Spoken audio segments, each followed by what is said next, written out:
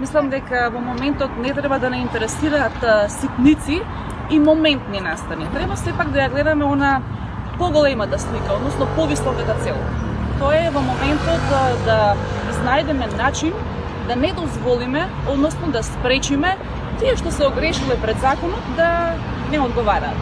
Таа наслика сметам дека каква и да е крајната одлука која што ќе биде донесена во однос на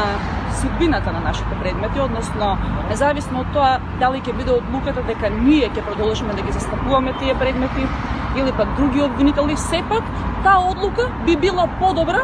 од било кое друго решение кое што го посакуваат одредени политичари во моментот, а тоа е преку вешто искористување на одредени правни празнини и злоупотреба на нивната политичка моќ